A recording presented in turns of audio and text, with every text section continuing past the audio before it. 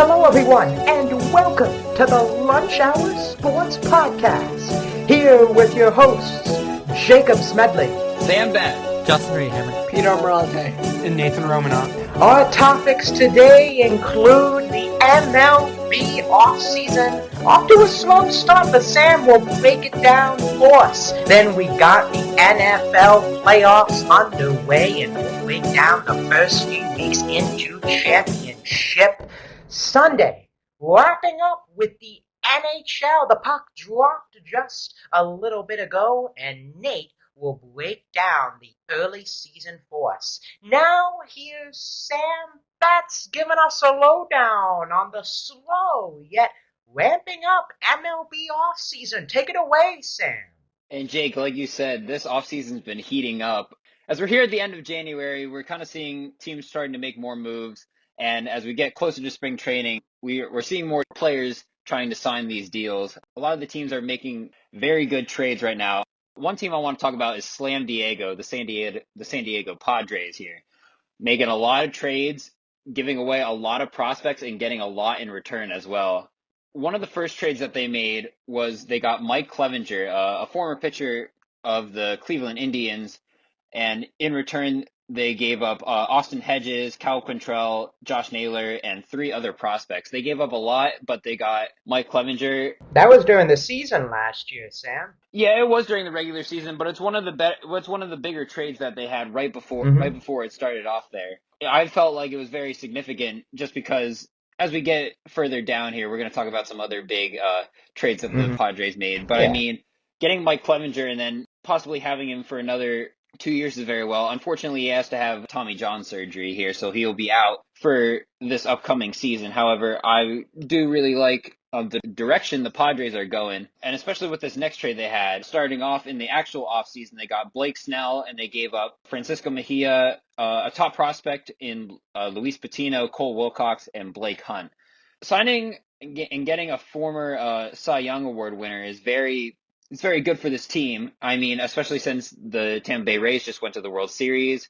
Blake Snell had a very good game in the last game of the World Series, however, was pulled and then led to the Tampa Bay Rays being removed from that and the Dodgers winning the World Series. However, I feel like you already see Blake Snell coming in, you see Mike Clevenger, and then they go and get Yu Darvish from the Cubs. They also get Victor Caratini as well, in exchange for Zach Davies and 4 prospects. So, I mean, the Padres just unloaded their farm system. But, I mean, they got a lot in return. They got 3 really good top-tier pitchers here, especially 2 of them who are going to be able to play in this season and definitely bolster that rotation. It definitely changes how the Padres were last year. I mean, they were able to make it to the playoffs. They just didn't have that. They just didn't have what they needed to get further on. But hopefully that Blake Snell, Yu Darvish, and even signing Korean star Hae-Sung Kim, an infielder from the KBO, will definitely help bolster this roster. Well, Sam, you mentioned the prospects, and it's like they still have the top echelon guys, Mackenzie Gore and these guys at the top of their system. They didn't give up their top 5, top 6. They are still, I think I saw something too, MLB.com, they have 7 guys leading the major leagues still inside of the top 100, even after these big trades for Cy Young Award-winning Blake Snell and Yu Darvish. Just amazing how they were able to use guys that would be top guys in other teams. I know definitely the Phillies system and other teams as well, their farm systems, and just casually get a Cy Young Award winner and another, in my opinion, top 10 pitcher in the National League. Just easy like that. Definitely, Jake. And I feel like being able to just give up, I mean, obviously some of the guys they gave up were still their top 20, top 30 prospects, but still keeping that core 5 to 6 prospects. I think the biggest prospect they gave up was Luis Patino, who actually played in the MLB and did fairly decent, had a little bump there. I mean, Luis Patino is going to be a really good player, I feel like, and to only give up really him and then give up like a couple other like lower tier guys and keep your top tier guys, that's very important. I really like how the Padres were able to kind of conduct that business and really push those other lower prospects and have those teams take them as well. Now I gotta ask you before we move on here. These moves by the Padres.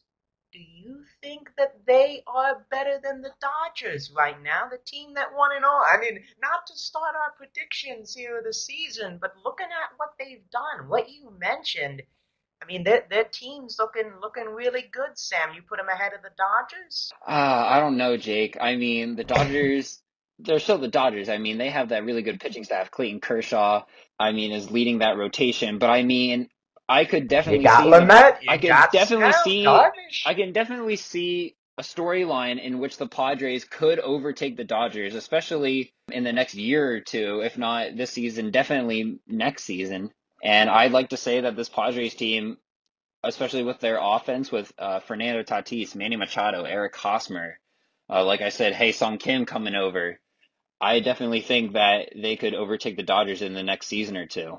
Let's move on to let's go over to the NL here with the Miracle Mets, as they were once called back in the day. And this was definitely a miracle that the Mets needed. They got Francisco Lindor and Carlos Carrasco from the Indians in exchange for top prospect Andres Jimenez, Ahmed Rosario, Josh Wolf, and Isaiah Green. I mean, this was a beautiful trade for the Mets.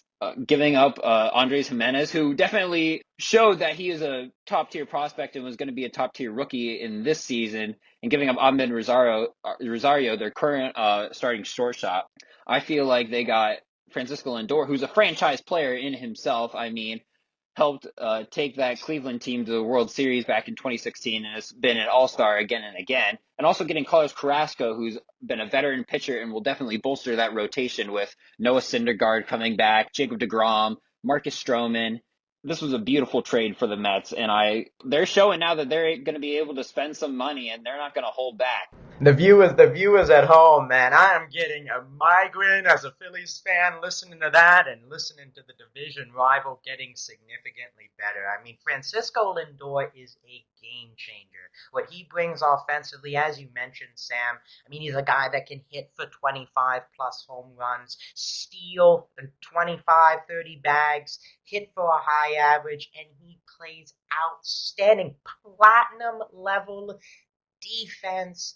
And to see him in the blue and orange is going to be pain to my eyes moving forward. And Carlos Carrasco as well, Cookie. I mean, guy beat leukemia. He's not exactly the 1-2 starter he used to be, but slide him into that 4-5 spot. I guess maybe to touch on a minor move here from the Mets as well, getting Joey Lucchesi and that Joe Musgrove swap with the Padres, as we mentioned. Lucchesi will fit in there.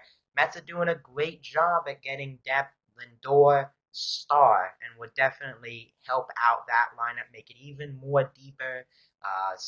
Uncle Stevie Cohen, is getting those boys ready to play up there in Queens, and I hate to see it. Yeah, that's not the only thing they got, Jake. They also signed James McCann to a 4-year deal, and in a market where catchers are very hard to come by, this was a very good signing. James McCann, a former All-Star, having to play behind Yasmani Grandal for the White Sox, now going to be able to fit into a starting role after the Mets have struggled with Wilson Ramos in that starting spot, not really having a pure designated catcher. But, I mean, James McCann will definitely fit into that spot and will make this team a lot better, which is very scary. Yeah, I mean, definitely scary. When you add James McCann, it was a bit rough there. I think the past few years there in Chicago, especially like when you have Yasmani Grandal in there, sometimes he's DHing. I think now he gets a chance in the National League. There's still question with the DH, but James McCann, you can plug him in there at the catcher's spot. He's shown that he can hit the ball well. His defense, he's improving that every year, and like you said again, just hate to see him on the other side. So, especially what he brings to the table. And let's just go back. Well, we're actually going to move forward here with the Phillies. Obviously, Well, we're moving back, Sam, because that team is disappointing. They signed Archie Bradley to a 1-year deal, helping out that bullpen. Obviously, the Phillies had the worst bullpen statistically in the entire MLB.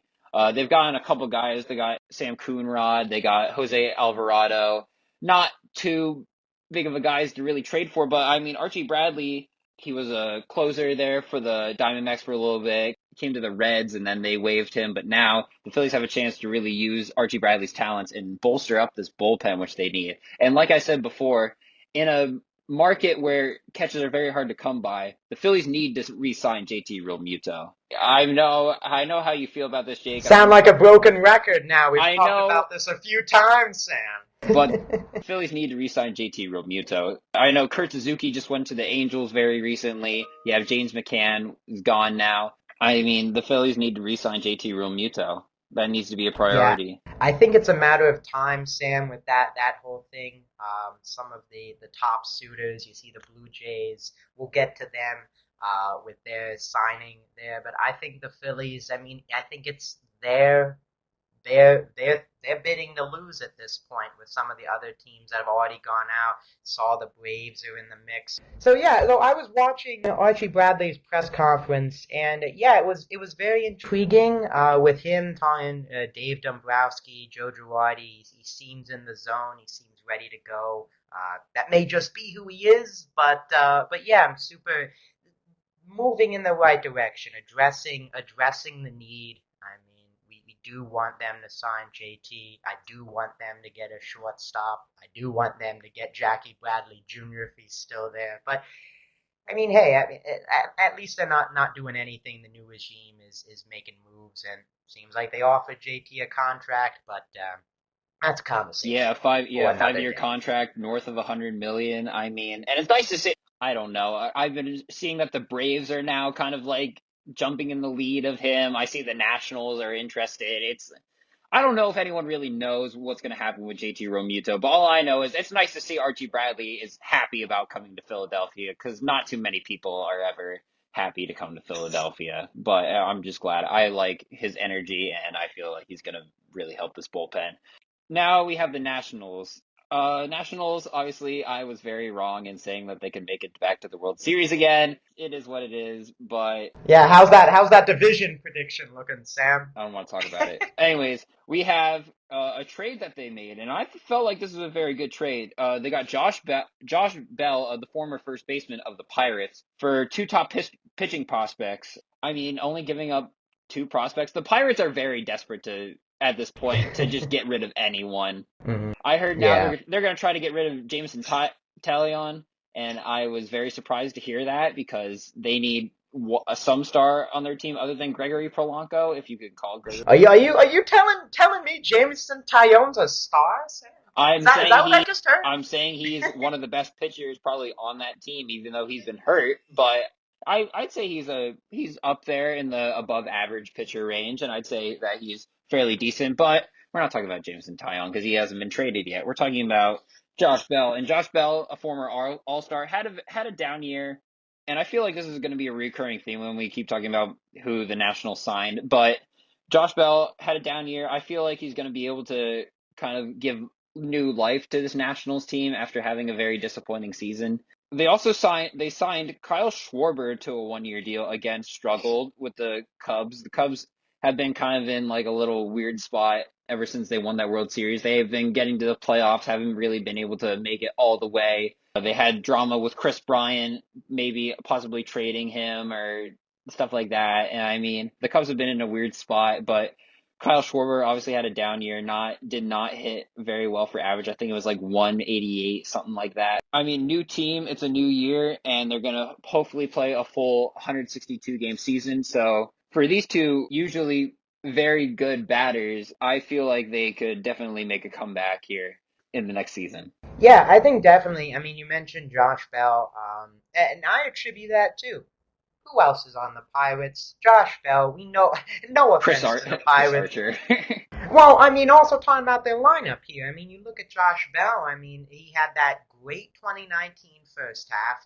He had a bad second half where his weaknesses were exploited, and then this past year, shortened 2020 season, his weaknesses were even more exploited. And then you also have a Pirates lineup. Looking at it, there's not a lot of other threatening bats. So maybe Josh Colin Bell's Moran. the biggest.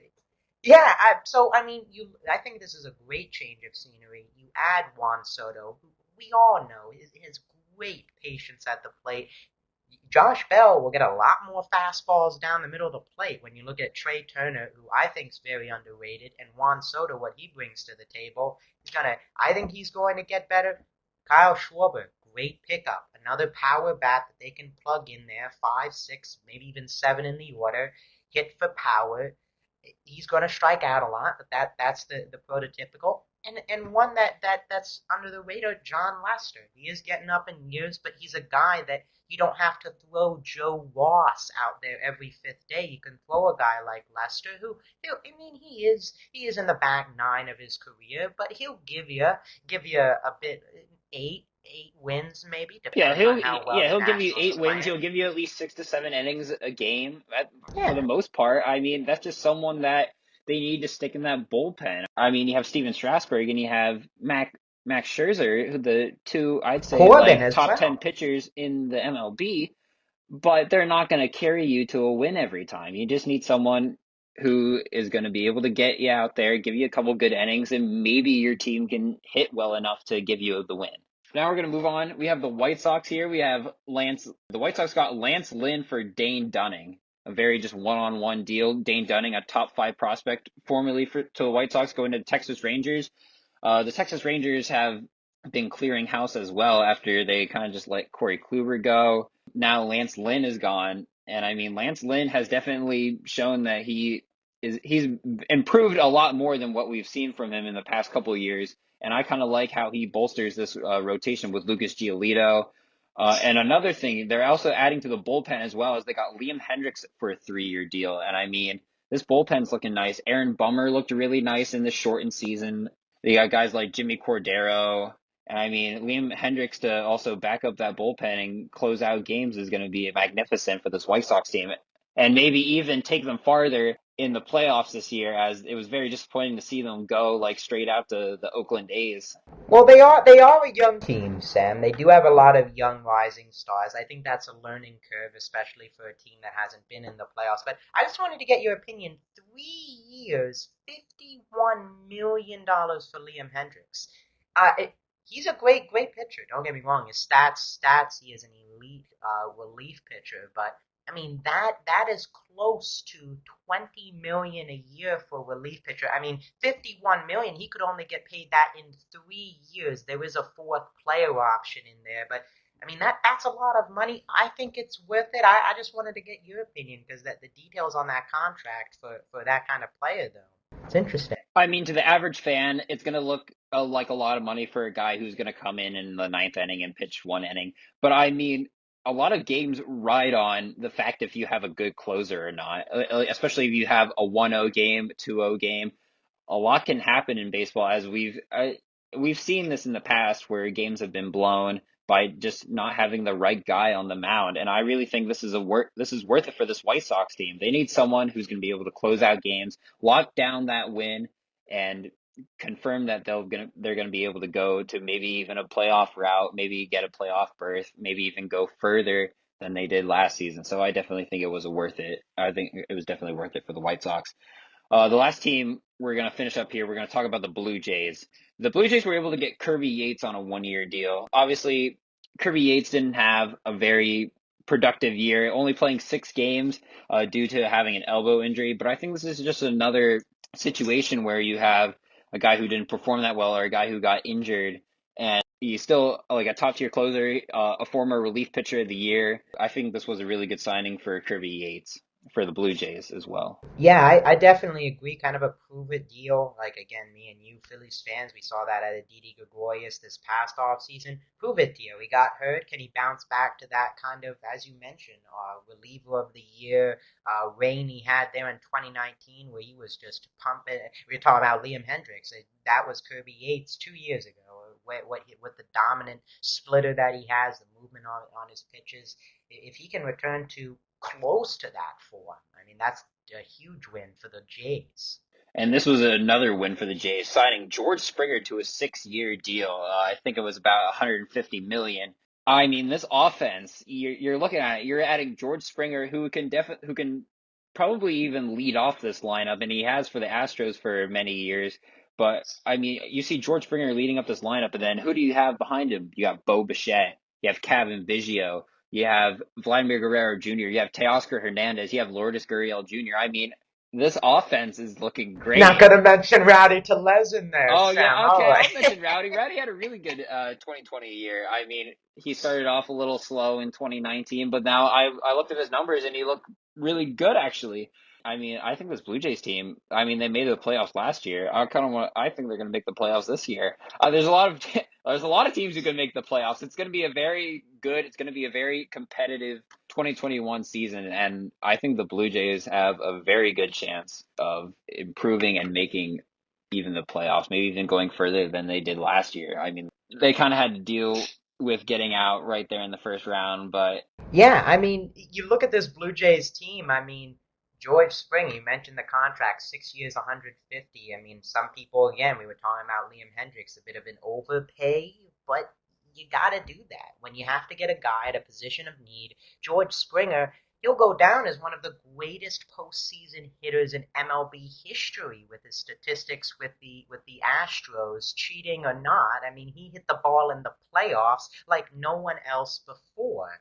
You add him to the lineup. You mentioned the lineup deeper. I'm going to look at something else. The leadership. He's been to the biggest games. Cheating aside, he's gotten to the playoffs. He's gotten to the World Series. he has a ring. He can, yeah. He can help these young players. He can be another guy who's made it to the promised land that can help show these younger players, aside from, of course, the lineup and stuff, the numbers, but in the locker room.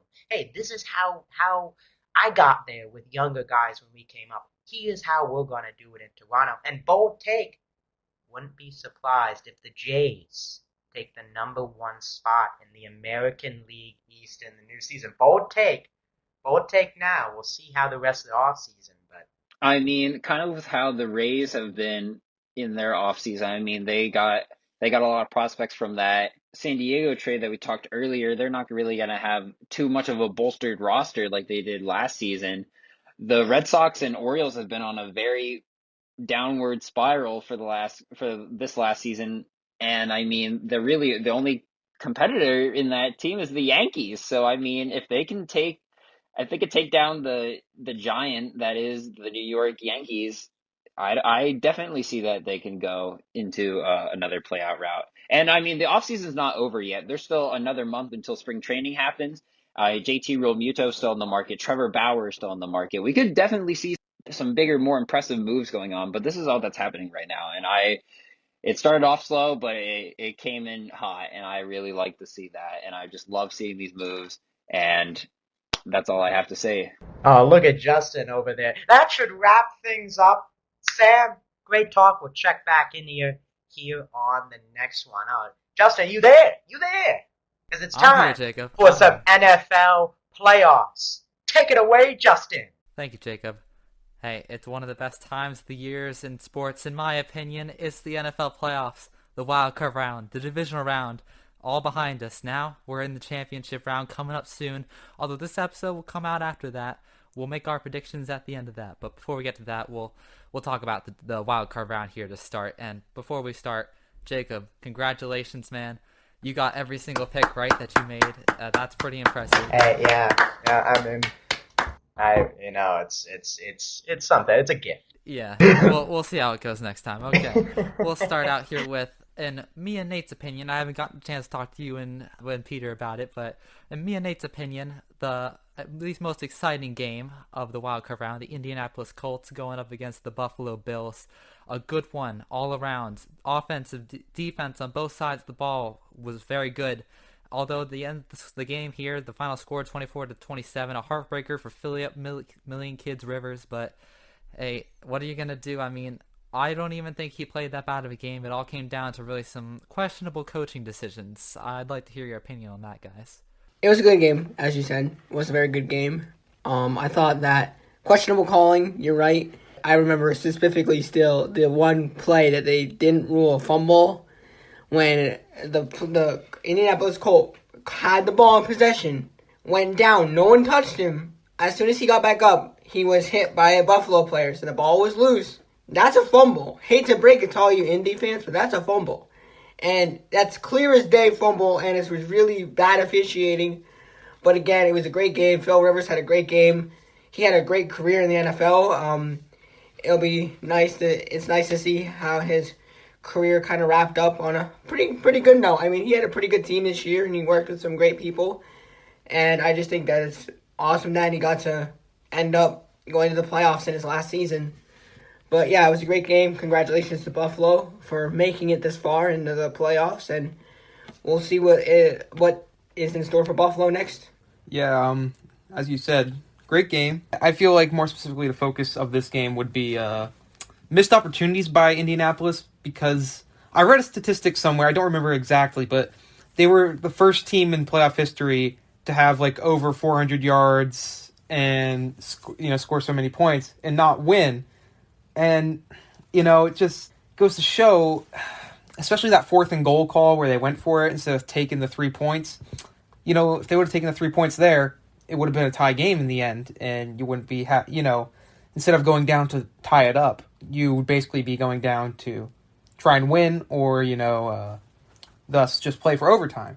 Yeah, so, tie the game or play overtime. Yeah, and it was a very so it's a missed opportunity. It's disappointing for Phillip Rivers, but it was a great game. I think, like you said, best game of Wild Card Weekend, most entertaining. Oh yeah, definitely. Went down to the wire. A lot of controversial calls in that game. Not the best officiating, but it was definitely entertaining. And the Bills played a great game, as did the Colts. Both teams played great games. The Bills just got it done. Yeah, I think looking at this game, the implications, I mean, Nate and Peter touched on all the major points. But I want to focus on one thing Nate said. He talked about, again, how the Colts, I think, they outgained the Bills. And looking at, as we'll get into too, the Ravens game with the Bills. I mean, that's what's concerning me the most here as we inch our way to that part of the section here about the Bills and the Chiefs conference championship. The Bills have been outgained offensively by both of the first two teams. They ended up winning, of course, but I don't know if that's a recipe for success when we're looking to try and stop a Patrick Mahomes-led Chiefs team. Hey, I know as well as you do. I mean, they did get outgained, but the bottom line was, in both of those games, I know we'll get to the Baltimore game, but the Bills took care of their opportunities. When they had an opportunity, they took that opportunity, and the other teams didn't. So we'll have to keep an eye on it, of course. Going back to being outgained and stuff, I think a lot of it has to do with defenses underestimating or not being able to read exactly what's happening, because yes, defenses know that Josh Allen is a rushing quarterback, and he's also got a pretty good arm. Josh Allen can move the ball either way. I think what it's going to take for a defense is to be able to have those linebackers and those defensive linemen be able to read, okay, is this going to be a run? Is Josh Allen going to keep the ball? Is there any pockets that are being created for Josh Allen to run? Or is he going to go for Diggs or John Brown or a Cole Beasley kind of play where I just gotta think that if the defenders could be able to read a little bit better of what Josh Allen is going to do, I really think that the Bills might not have gotten so lucky. All right, then now we'll touch on the NFC side of things in the wild card. Not too much. Most of the games went pretty expected there, but the one that didn't go as expected, Los Angeles Rams, Seattle Seahawks. Once again, Jacob, great pick. I was there with you, but not all the way. I still went with the Seahawks, but sometimes you gotta pick those upsets, man. You can't just always go with the grain. Well, I won't be going with the grain this week, let me tell you, but yeah, 30-20, the final here. Unexpected outcomes all the way through. In the first quarter, Warford gets taken out with head injury, and then Goff's in the rest of the game. It was pretty crazy to watch, and then after that, the defense just bottled up Seattle's offense, and really nothing could be done. Don't give yourself too less credit there, Justin. You said Jared Goff, if he would come into the game, the Rams would win, and that's exactly what happened. I mean, that Rams, I think, blew everyone's expectations out of the water. They had a great defense, and once again, I think that number one defense gave Russell Wilson problems when it mattered most, and the offense did enough. This isn't the Rams offense of a few years ago where they were the best offense in the league and scoring 40 points on a regular basis, but they did enough to win. And I think in the offseason, you look at this Rams team and they have to build around the offense. Now, their defense tops in the league. I mean, when you look at the talent they have over there, now they've got to build the offense up again, whether that's in free agency or in the draft. You know, I picked the Seahawks, obviously. I was wrong. Defensively, the Rams are the best team in the NFL. They have the best defense. Jalen Ramsey, Aaron Donald, incredible players. You know, offensively for the Rams, Warford started. He didn't look great, and then obviously he got injured pretty early on, and Goff came in, and, you know, he did what he needed to do. He played good enough for them to win the game with their defense playing the way it was. And the Seahawks offense just, you know, they really couldn't get anything going. Russell Wilson struggled. I expected him to come up, play a bit of a better game. He couldn't. You know, they'll have some challenges to face this offseason. You know, as it looks right now, they need to get their defense in check, and, you know, towards the end of the season, a bit too reliant maybe on Russell Wilson. So, you know, I don't know what they need to do, but they just need to shake it up a bit there. You know, just stop relying on Russell Wilson so much. You have to get a more complete team if you want to move on in the playoffs. It's interesting how we're talking about the Rams defense. When you think of defenders, the two of the most intimidating names in the NFL are Aaron Donald and Jalen Ramsey. Two of the best defenders in the NFL. And yet, to have them on one team working as a cohesive unit, that's playing with fire right there, you know? And again, Jared Goff showed up. He played hard. He finished off the game, you know? He won the game. But I think that, yeah, Seattle had a great run. DK Metcalf had a heck of a season. I mean, like Nate said, I kind of expected Russell Wilson to kind of play up a bit because it's the Seahawks. They have a really good offense when it comes down to it. But, I mean, hey, congratulations to the Rams. They had a heck of a good season. I know I could say that I did underestimate them. But with Aaron Donald and Jalen Ramsey, that's a tight combo to play against and really overcome that defense. So, yeah, congratulations to the Rams for having a great season. Something that Nate mentioned, that before we move on here, you mentioned Russell Wilson, the offensive line, or the defense. What do you think the Seahawks should prioritize on? Because that offensive line didn't get it done in any way, shape, or form. But that defense, I mean, it's kind of let them down. We talked episodes ago about during the regular season how it kind of put them in the position that it did with their defensive woes. Do they focus on the defense in the offseason or that offensive line to show it up because they have the weapons around Russell Wilson? I'm a firm believer in the strategy of building up one side of the ball before you tackle the other side.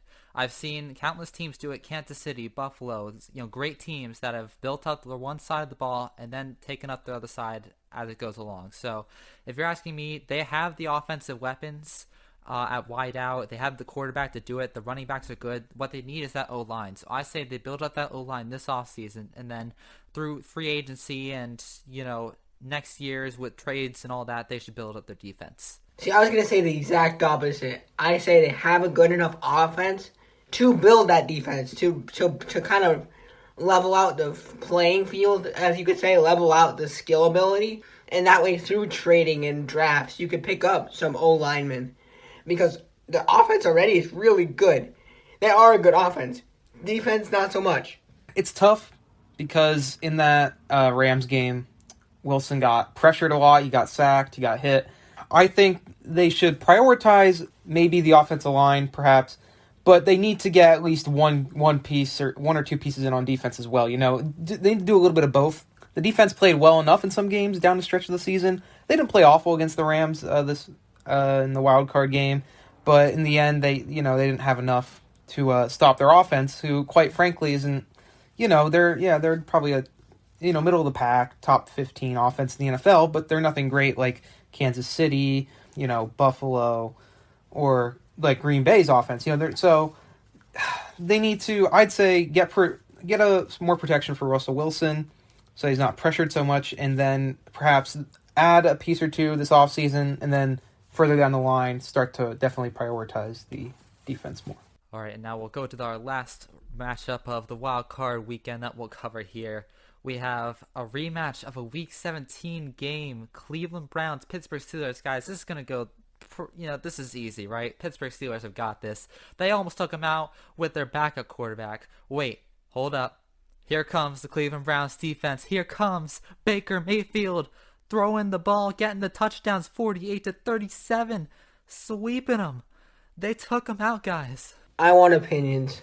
Did Cleveland seriously show up? Oh, Or, Cleveland showed up. Cleveland showed up. Or No. was Pittsburgh It's just so the Browns, slow? right? Wait. It was not a question. No, The hear me Browns out. showed up. Hear me dude. out. Come Listen, on, they- man. Hear me out. Hear me out They for a took second. advantage of every opportunity they had. Turnovers. Listen. They got on their own drives. They were up like what 4 scores in like the first quarter.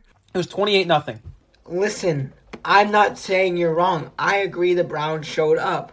I'm not saying you're wrong. I was bringing up a point of conversation that was it the fact that the Browns showed up?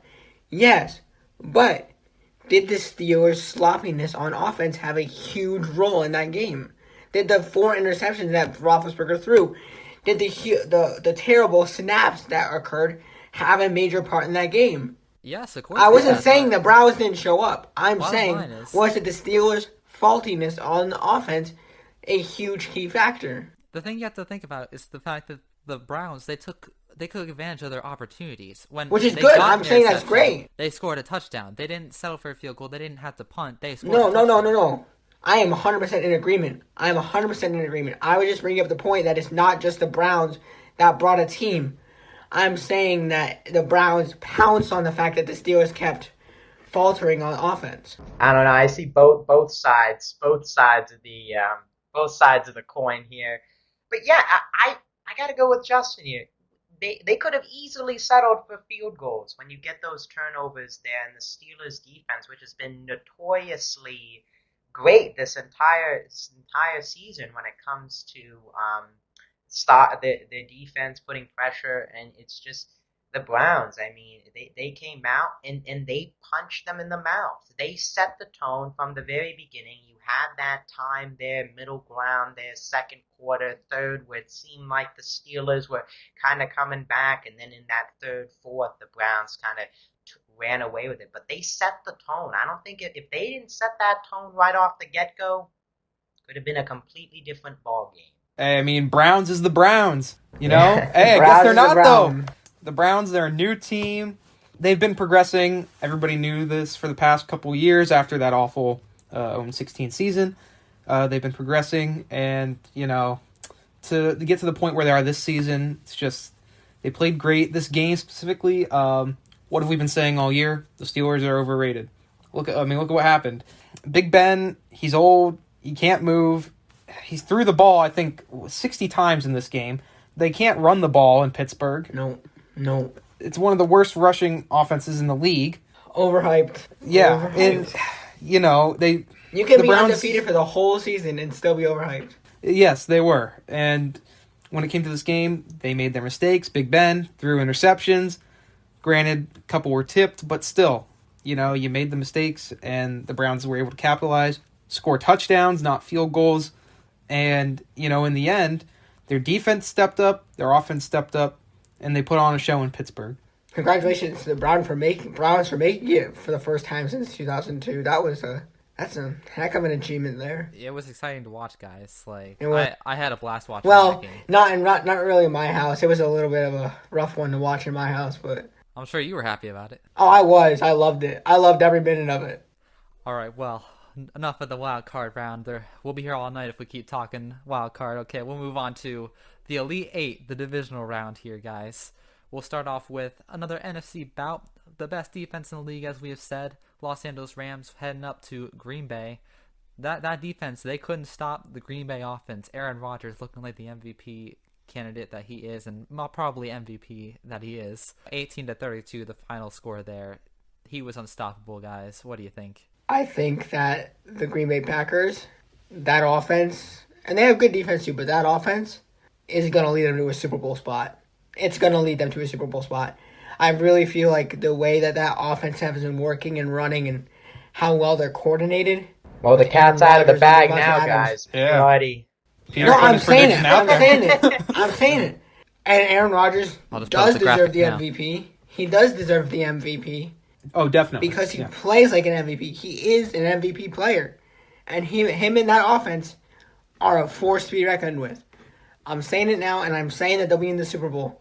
We'll focus more on this game specifically. It was geared up to be power of the defense versus the power of the offense, and just Rodgers, you know, He's consistently been the best quarterback in the NFL this year, and he is the MVP as far as I'm concerned. As far as everybody should be concerned, he should be the MVP without a doubt in my mind. He played like it. Devontae Adams had a good game against Jalen Ramsey. He played well. They were able to throw the ball, run the ball with Aaron Jones. The defense for the Rams, just they couldn't get it done. Aaron Donald, he had a little bit of a problem with his ribs that he suffered against Seattle. Didn't play all the snaps he could have maybe in the Green Bay game, which obviously hurt the defense even more. But that offense of Green Bay is just it's a force, like Peter said. It is a very, very strong offense, and we'll see what happens this weekend against Tampa Bay. Yeah, and you look at this offense too. I mean, of course you got Aaron Rodgers at the helm, but I mean, is this kind of a sticking it to the front office? Like, you're going to continue to draft defensive guys and my backup, and the stat I heard was like the pass to Tavon Austin was the first pass in however many attempts Aaron Rodgers threw to a first-round draft pick wide receiver, which was pretty crazy. And just an indictment him, but I don't know if Matt LaFleur is getting a lot of getting enough praise as he should. I mean, Rodgers is playing at an insane level, but the game planning, the cohesiveness that he has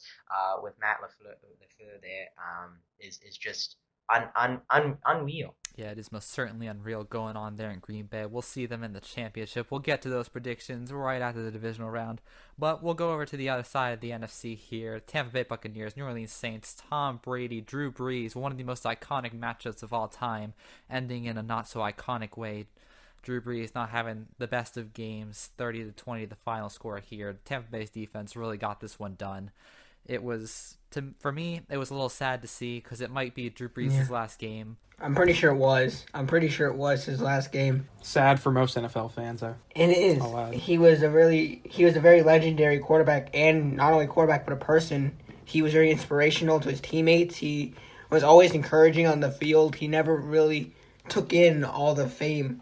He really just spread it out through the whole team, and the credit was always the team.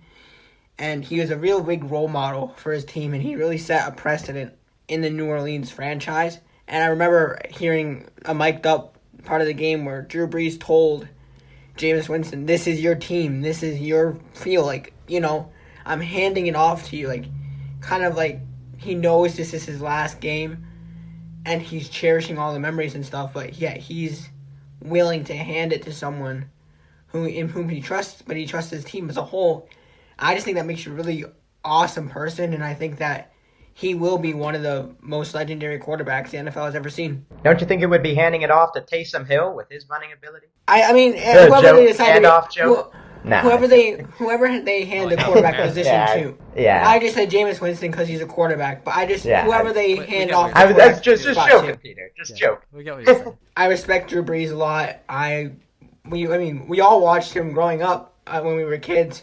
And it's sad to see him go, along with Philip Rivers. But congratulations to Tom Brady and the Buccaneers. It proves that Tom Brady and Bill Belichick are not two robots. But I'm really hoping that they get taken down this week. I really am. I'm really hoping that Green Bay gets it done against them because don't want to see Tom Brady in another Super Bowl. I hate to break it to you.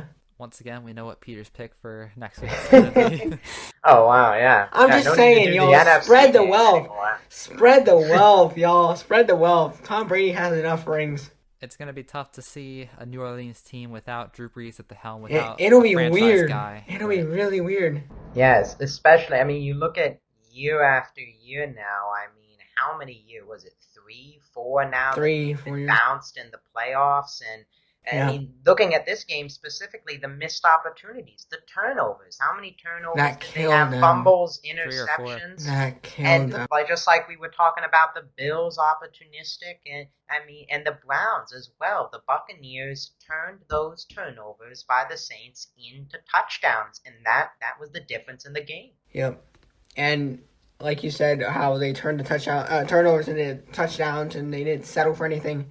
It was like for 3 years they've been kind of robbed out of the playoffs with horrible officiating, bad calls and, such things like that. But this was just a really rough way for Drew Brees to go out and the Saints to go out. Okay, then we'll move on here to the last one we'll cover for the divisional round, guys. Cleveland Browns, Kansas City Chiefs, closer than I thought it would be. Patrick Mahomes went down in the third quarter, scary for a while, but That was a heart stopper for Chiefs fans. yeah, but That was the gutsy call, the balls on this man, Andy Whew. Reid, going for it on fourth down with his backup quarterback calling a throw. He gets the first down, ends the game right there. Chad Henne, 17-22.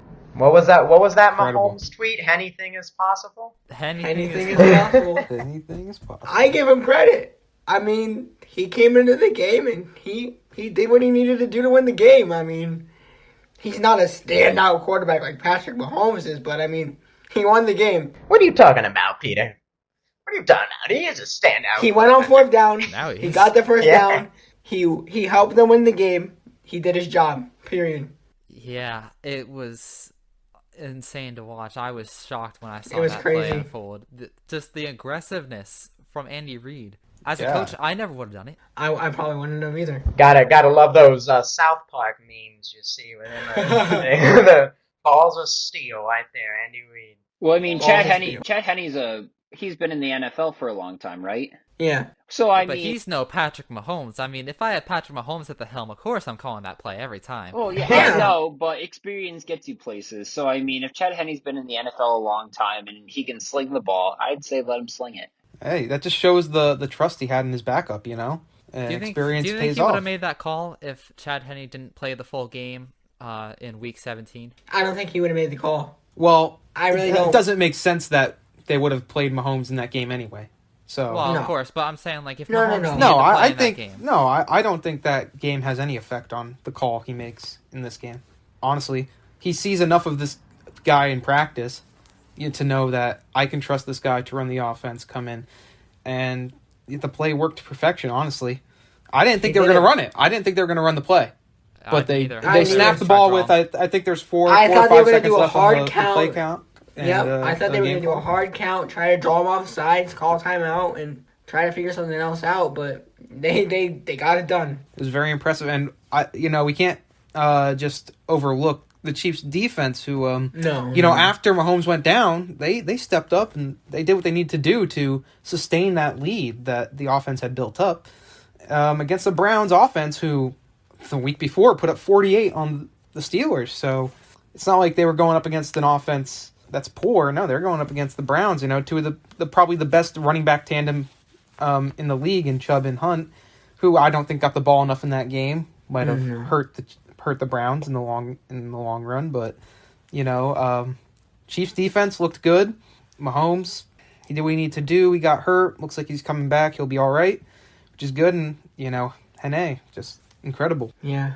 All right, then. Time for the championship round. This is going to be a good one. NFC Championship, AFC Championship. The storylines in these ones all over the place, guys. We'll start off the NFC side, which we already know Peter's pick. Might as well skip him. Put the graphic Picking up the now. Green Bay Packers. Yeah. Picking the Green Bay Packers. We have Tampa Bay Buccaneers, Green Bay Packers. This Sunday, 3:05 on Fox. Green Bay being the favored team here by 3.5. What are we thinking, guys? The predictions are now. Boy, oh boy. I think this will be a good game. Rodgers against Brady. 12v12. Two legendary quarterbacks in our lifetime growing up watching these guys play. They're incredible. But in Lambeau Field, it's going to be cold. And I know Brady's used to the cold from being up in New England and Boston. But has he lost his cold touch? I mean, he's been down in Florida all this year. He has been, and it's not. I'm I know, not I know, Brady, I know, I know. not Brady specifically, but the rest of the team. Yeah. Been playing in Tampa Bay. Nice warm Florida temperatures. These guys going up to Green Bay. It's going to be cold. All right. I think there's going to be some snow potential. So that favors Green Bay. Rodgers, who played in a snow game already against Tennessee and looked, like the MVP. He looked completely fine, like it was any other game. With that offense, I go Green Bay. I go Green Bay all the way. I heard an interesting thing that talking about Lambeau Field and Tampa Bay coming up to Wisconsin was I think this is the first time Rodgers have ever played an NFC Championship game in Green Bay. So I think that's actually a bit of a drive and motivation. Like, yes, we're playing in our home you got that home field advantage kind of vibe going with it. You know, you got that extra kind of mentality boost there for Green Bay. Yeah, give me that 3.5 money line. I'm gonna go with the for all those gamblers out there. I'm gonna go with the Packers. I think it's gonna be closer. Again, we all know how the first matchup turned out. The Bucks dominated, but hey, that was in Florida. As Nate mentioned, this is in Lambeau. Can't bet against Aaron Rodgers and the Packers in Lambeau. And yeah, battle of these two goats, as many people call them. So yeah, I'm going to take the Packers. Another match for the History Channel.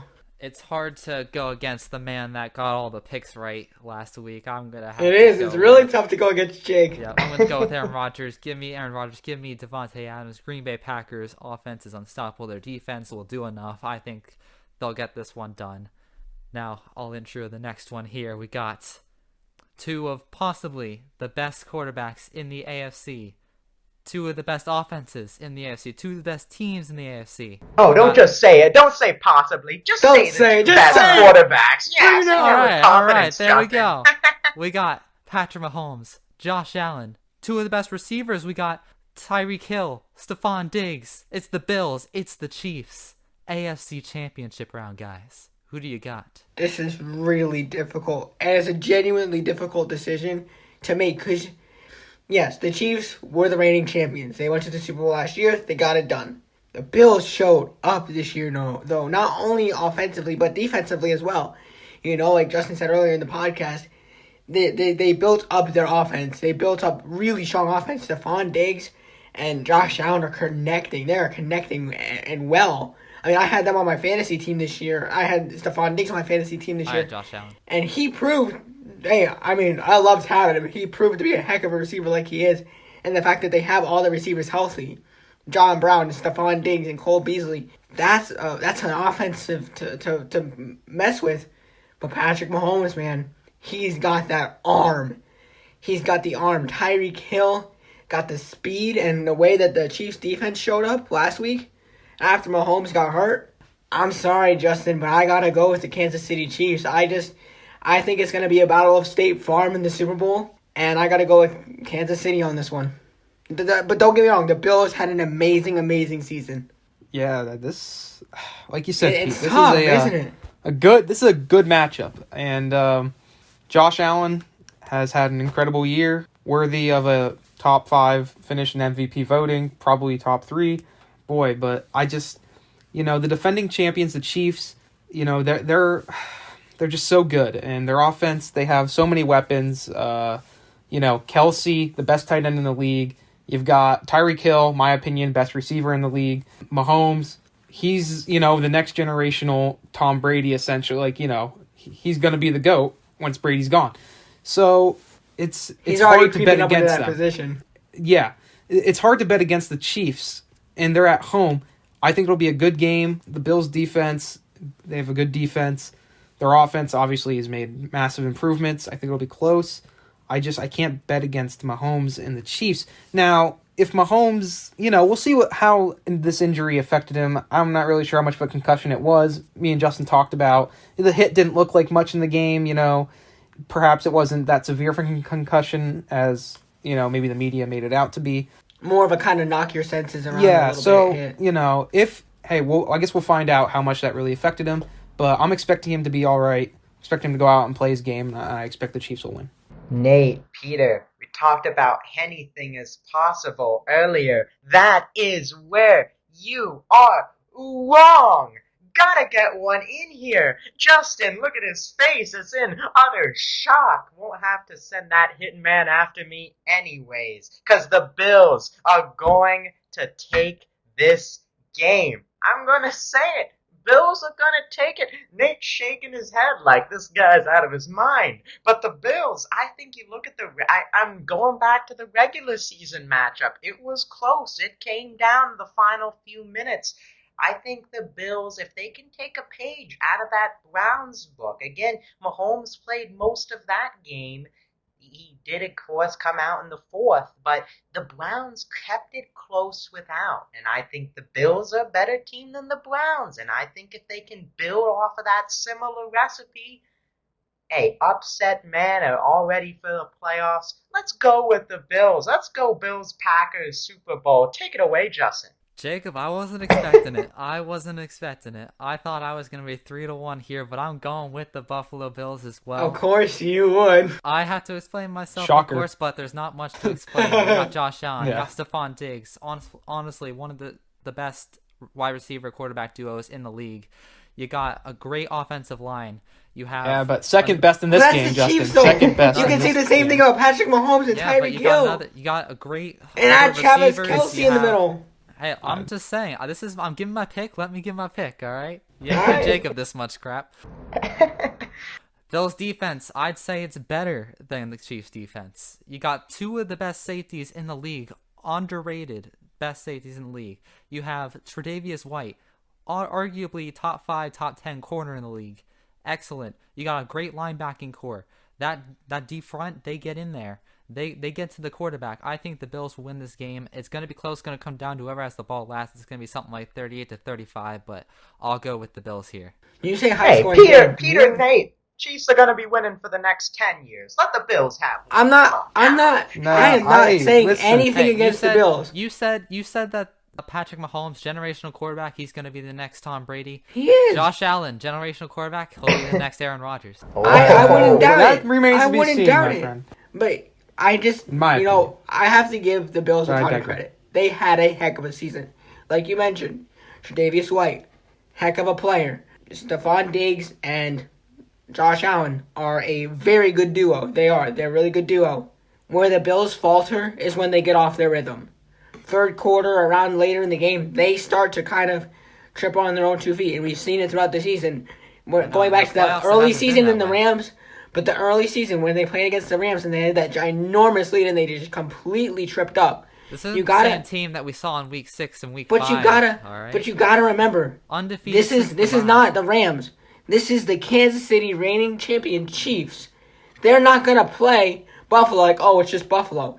They're gonna play for another ring. They're gonna play for another spot in the Super Bowl. They are not gonna go lightly. I like to see the Bills. They've been an underrated team for a while. They've been bad. They've been And kind of you're in the underrating dirt them. lately. I am, because they're playing against the Chiefs. In any other situation, I would go with the Bills. But since it's against the Chiefs, I gotta go with the Chiefs. No discredit to the Bills. They're a great team. But it's Travis Kelce, like Nate said, and Patrick Mahomes, and you got Tyreek Hill. You got an amazing offensive core that's not willing to lay down any kind of guard against the Bills, no matter who they have on defense. Justin, the only other quick point I'd make is, this game for the Bills is not at home like their previous 2 playoff games, and they cannot give up the yards they gave up to the Colts to the Chiefs. Of course not. All right, they They can't. weren't happy with If the way they they do, played. they will lose. No, and the game against the Ravens, they really struggled until that second half. They really couldn't get anything going. So, you add those 2 things up, I feel like it's advantage Chiefs. And when you look, they're at home, it's Mahomes. It'll be a good game. I'm not doubting that. I'm not saying it's I going to be can't blown bet either. against. It's a tight game. Looking at the facts, I can't bet against Mahomes. I can't. I'm not asking you to. I'm just asking you to respect my pick. I do I do. respect I it. think it'll be close. It's your choice, man. I'm not saying it's going to be a blowout. I'm saying it's a tight game. But I'm with Nate. I mean, it's great to see the Bills where they're at. They're a great team. I said it in the beginning of the season in the podcast. Everything I said about the Bills, I was wrong. That should wrap things up for the prediction. The Super Bowl, NFC, AFC championship. We'll get those as the weeks continue. Now, Nate, NHL, the puck dropped. The past week, games have started. What are your thoughts on the early season of the NHL? Yeah, Jake. NHL's back. It's great to have hockey back. It's interesting. It's a bit different this year. Only 56 games as opposed to the normal 82 game season. And you got the whole new division setup. You got the East, the West, the Central, and the North, who is comprised of all Canadian teams. And so you'll have a lot of familiar foes. Every team playing each other, playing their opponents 8 times throughout the 56-game season. And it'll definitely make for some interesting hockey. As we've already seen, no preseason of any sort, really. Just scrimmaging, inter-team scrimmages. And you've seen some sloppy play for the first week. And, that's definitely attributed to lack of preseason games and, getting ready.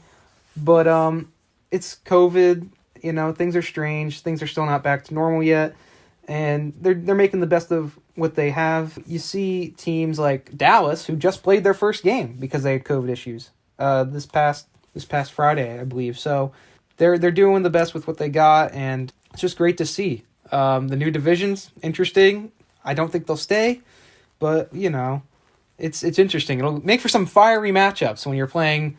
When Flyers are playing the Penguins 8 times in 1 year, definitely make for some fiery matchups down the road. Yeah, definitely. I mean, I was looking at the standings. They have the kind of like the ads, leading, like in front of the East. Like I think it was it's like they have the ad. The sponsors. sponsors. Yeah, they have sponsors this so, year. Yeah, that's something new. Yeah. So do you have any like early teams that you think? Of course, we're talking like this. This is like 6-7 games already in. Yeah. We have a long season. We're not far into the season at all. Yeah. Any teams that are catching your eye so far in the early going? Like you said, it's early, but for teams that would have caught my eye, Vegas, they just lost their first game of the season. Up to this point, they were undefeated, playing great hockey. They obviously added Alex Pietrangelo, a great defenseman, to their blue line this offseason. I wish the Flyers would have tried to get him, but fortunately that didn't happen. So I look at them. I think they'll be a strong team going in, and I think they will make the playoffs. In the East, I see Boston. They're a good team. I think they'll be back. The Flyers, I mean, no bias. I think the Flyers, they have a good shot of definitely making the playoffs once again this year. And, it's a strong division again, like the Metropolitan very much. You add Boston basically to the Metropolitan and take out Carolina and Columbus. So, I mean, it makes it actually more difficult. But, I'd say those are a couple teams I'd watch. Toronto, they're playing good hockey up in Canada, so, we'll see where that goes. Yeah, I think, team that's caught my the Avalanche. I think the firepower thing, I saw something like a lot of experts, they're picking them to make the Stanley Cup, and they've come out firing. It's not another team, the Minnesota Wild. I guess I'm focusing on the West here, but along with the Vegas Knights, who again, so much of they've been really good since, of course, their expansion year trip to the Stanley Cup. But yeah, Minnesota, we kind of Avalanche, but I think Minnesota's surprising people. I think those are 2 teams out west so far that have started out hot. And I don't know, it's been a bit expected so far, at least from the standings, from I guess prediction-wise, at least what I saw so far to start, like the top teams in the start. Yeah, not too many surprises, but I'm sure it'll change, like we said, early on in the season. Players getting their skates under them, and we'll see where this goes. It's a young season. It's a shorter season. Should make for some great hockey down the stretch. Yeah, I've enjoyed watching the game so far. I'm not as big into hockey as you and Nate are, of course. Well, I like hockey. I just don't know the teams as well. But I've been watching some of the Flyers games. I've seen Toronto go at it a couple of times. It'll be interesting with the shortened season, and like you said, with the different records, how you said some of the teams are getting off to slower starts because of COVID. But I really feel like you said, Nate, the Flyers do have a pretty good chance of making the playoffs again. I've seen a couple of their games. I've seen how they played. Yeah, it gets sloppy here and there, but they're facing kind of tough teams. They beat pathetic Penguins twice. And, yeah. It's just, they're the pathetic Pens. I had to call them that. But they're showing up, and I think that Carter Hart is showing up in the goalie position again. He's got a couple great saves under his belt, and I think that if we're able to kind of keep the turnovers to a minimum, closer to our own end of the ice, it'll be a great season for them. That should wrap things up for today's episode of the Lunch Hour Sports Podcast. Thank you for listening. You can find future episodes of the podcast on YouTube. Again, thank you all for